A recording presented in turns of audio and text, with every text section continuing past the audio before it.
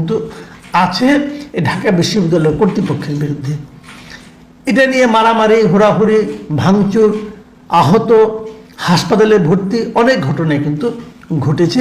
এখনও সমাধান হয়েছে এমনটি বলা যাবে না। সবশেষ সেটা হলো সারা দেশে ট্রেন চলাচল বন্ধ, ভোগান্তিতে যাত্রীরা। এই নিউজটার অনেকগুলো আবার সাব নিউজ আছে। রাজশাহীতে কি ভোগান্তি, ময়মনসিংহে কি ভোগান্তি, আলাদা আলাদা নিউজ। এই কারণে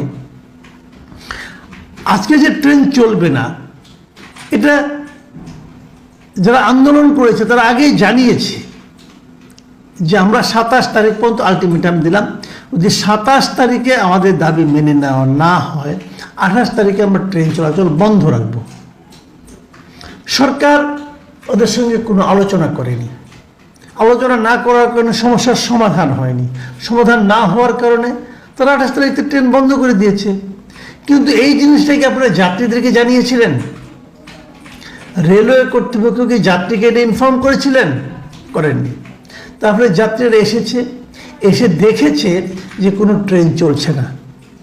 অনেকে বৃদ্ধাদের নিয়ে আসছে, অনেকে অসুস্থ মানুষকে নিয়ে এসেছে, অনেকে শিশুদের নিয়ে এসে জেনেছে ট্রেন চলছে না। কখন চলবে কেউ জানে না। বিক্ষুব্ধ যাত্রীরা ভাঙচুর করেছে, রাজশাহীতে ভাঙচুর করেছে। ময়মনসিংহে দেখা গেল আরেক অদ্ভুত দৃশ্য। ট্রেন চালক ময়মনসিংহ পর্যন্ত এসেছে একটা ট্রেন নিয়ে, হাওড়া এক্সপ্রেস। ময়মনসিংহে এসে স্টেশনে নেমে স্টেশন থেকে আপনার ট্রেনটাকে বন্ধ করে দিয়ে সে নেমে চলে গেছে। তো যারা এই পর্যন্ত আসছে তারা বাকি পথ কীভাবে আসবে? কারো কোনো দায়িত্ব নাই। তো এই ঘটনাটা ঘটতে হলো কেন? অনেকে বলছেন যে যারা এরকম দায়িত্বহীনের মতো আচরণ করেছেন, যে সমস্ত কর্মচারীরা, তাদের বিরুদ্ধে শাস্তিমূলক ব্যবস্থা নেওয়া হোক, তাদেরকে চাকরি থেকে বাদ দিয়ে দেওয়া হোক। হ্যাঁ, এগুলো একটা পদ্ধতি বটে। তা আপনারা যাত্রা শুরু করে যাত্রা কেন শেষ করবেন? আর এই ধরনের অতি গুরুত্বপূর্ণ সাবজেক্টে কি হরতাল চলে, ধর্মঘট চলে, এইভাবে চলে দেওয়া উচিত? কত মানুষের কত রকম সমাধান সমস্যা হতে পারে, সেটা আপনারা মাথায় রাখবেন না? রাখা তো উচিত। আচ্ছা, কিন্তু প্রশ্নটা হলো ট্রেনের ওই লোকগুলো কেন আন্দোলনটা করছিল? তাদের দাবিটা কি ছিল? এটা কেউ ভেবে দেখেছেন? আসেন, আমি ওই আগের দুটা বাদ দিলাম, আগের দুটো বহুবার আলোচিত হয়েছে, আমি তৃতীয় বিষয়টি আলোচনা করি।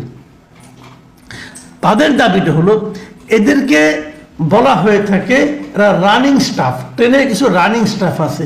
রানিং স্টাফ মানে ট্রেন যখন রানিংয়ে থাকে তখন যারা এখানে কাজ করে তারা হলো রানিং স্টাফ। যেমন ধরেন ট্রেন যে চালক, তাকে বলা হয় লোকো মাস্টার।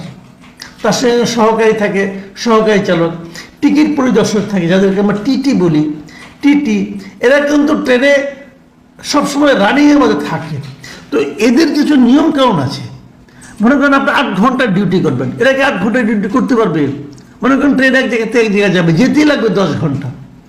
অথবা মনে করেন রাস্তাও কোথাও হলো, আপনার ডিলে হলো, যেতে সময় লাগবে। তো এদেরকে বলা হয় রানিং স্টাফ। এই রানিং স্টাফদের জন্য অনেক পুরনো, কত পুরনো, অনেক পুরনো একটা নিয়ম ছিল। সেই নিয়মটা হলো তারা যদি 8 ঘন্টার বেশি কাজ করে তখন তাদের বেসিকের একটা বাড়তি অংশ তারা বেতন হিসেবে পাবেন।